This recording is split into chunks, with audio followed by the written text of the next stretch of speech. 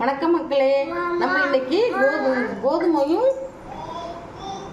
பச்சை திராட்சையும் வச்சு தான் ஒரு பாயசம் பண்ண போகிறோம். அதுக்கு முதல்ல நான் கொஞ்சம் வெண்ணெயை உருக்கி வச்சுருக்கேன், அதில் ஊற்றிக்கிறேன். அதில் முந்திரி திராட்சை போடலாம், போட்டு பொரிச்சு எடுத்துக்கிறேன்.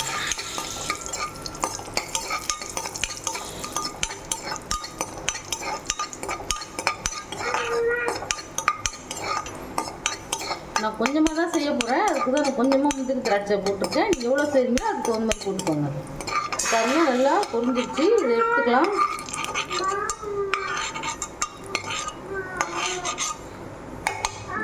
அதில் போட்டு பொரிச்சுக்கலாம்.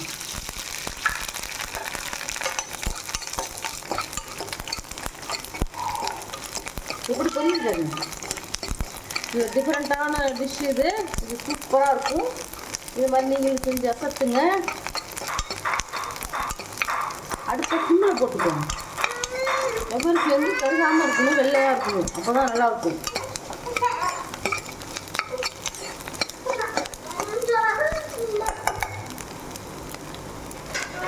நம்ம ஜவ்வரிசி பொரிஞ்சிச்சு.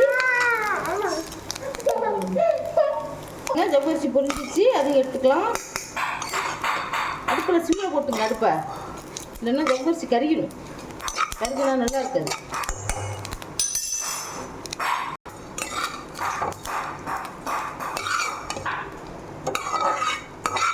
இது வந்து லைலான் ஜவ்வரிசி தான், மாவு ஜவ்வரிசி கிடையாது. நம்ம வந்து அல்வா அதெல்லாம் செய்கிறோம்னாக்கா நம்ம லைலான் ஜவ்வரிசி தான் சேர்த்துக்கணும். மாவு ஜவ்வரிசி நல்லா இருக்காது. பாருங்கள், மீதி இந்த வெண்ணெயிலேயே ஜவ்வரிசியை பொரிச்சாக்கி இப்போ அடுத்து ஸ்பூன், இந்த டேபிள் ஸ்பூனால் 3 டேபிள் ஸ்பூன் கோதுமை மாவு, அதையும் போட்டு நல்லா வாசம் வர வரைக்கும் வறுத்துக்கலாம்.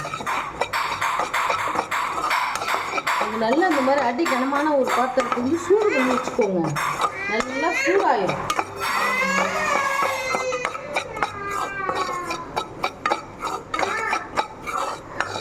அந்த கோதுமை மாவு வறுக்கும்போது நல்ல ஒரு வாசனை வரும். இப்போ பாருங்கள், நல்ல வாசனை வந்துருச்சு. மாவு நல்லா பொல பொலன்னு இருக்குது. மாவு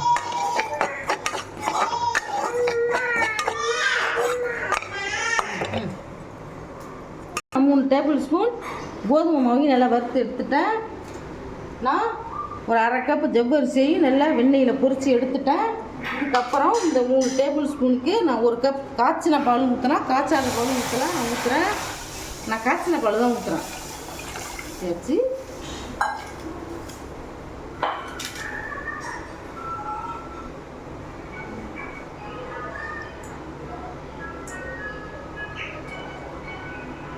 கோதுமை மாவுக்கும் 1/2 கப் ஜவ்வரிசிக்கும் நான் 1 கப் சர்க்கரை போடுறேன். இந்த ரெசிபி ரொம்ப சூப்பராக இருக்கும், நீங்களும் ட்ரை பண்ணி பாருங்கள். இந்த பால்லேயே போட்டு நல்லா கரையணும். இது வந்து கம்பி பதம்லாம் கிடையாது, பாயசம் தான் வைக்க போகிறோம். நல்லா சர்க்கரை கரைக்கிட்டு இல்லையே.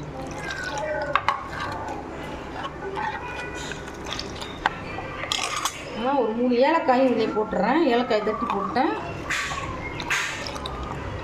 சர்க்கரை கரைஞ்சிடுச்சு.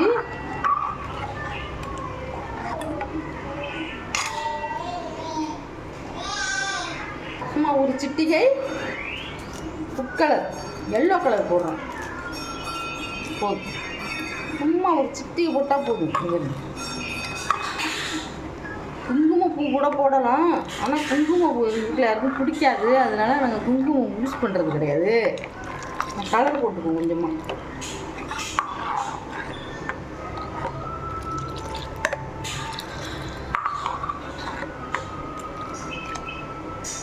இப்போதைக்கு நான் 1/2 கப் ஜவ்வரிசி இதில் போடுறேன்.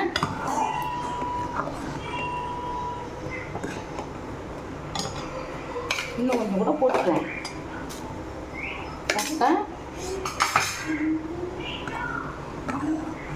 அடுத்தது இது ரொம்ப சூப்பராகவும் சுவையாகவும் இருக்கும். இது ஒரு டிஃப்ரெண்ட்டான பாயசமாக இருக்கும். இப்போது இந்த கோதுமை வறுத்து வச்சதை அதையும் போடுறேன். அதையும் போட்டு கட்டி விடுவாமல் இந்த மாதிரி நல்லா விஸ்கால நல்லா கரைச்சி விட்ருங்க. விஸ்கால கரைச்சோம்னு வச்சுங்களேன், கட்டி விடுவார், சூப்பராக இருக்கும். இப்போ பாருங்கள், ஜவ்வரிசி கோதுமை பச்சை திராட்சை பாயாசம் ரெடி. இப்போ இந்த ஸ்டேஜில் நான் வறுத்த முந்திரி திராட்சை போடுறேன்.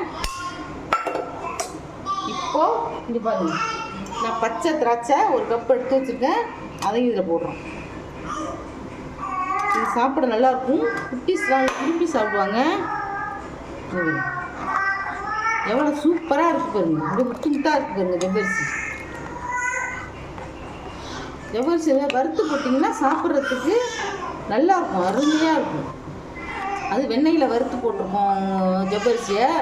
நீங்கள் நெய்யில் கூட வறுக்கலாம், நெய் யூஸ் பண்ணலாம். என்கிட்ட பட்டர் இருந்துச்சு, அதனால் நான் அதை யூஸ் பண்ணிட்டேன். இப்போ அது எப்படி தெரியுது, இது முத்தாக இருக்குது. இது மில்க் மேடு கூட ஊற்றலாம், சர்க்கரைக்கு பதில்.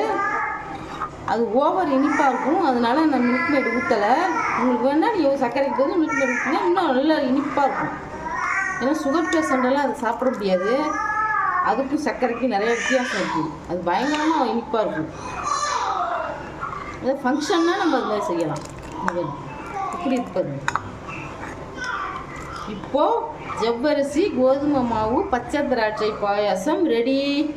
நீங்களும் இந்த மாதிரி செஞ்சு அசத்துங்க. இந்த ரெசிபி உங்களுக்கு பிடிச்சதுன்னா எங்கள் சேனலை சப்ஸ்கிரைப் பண்ணி பாருங்கள். தேங்க்யூ, பாய்.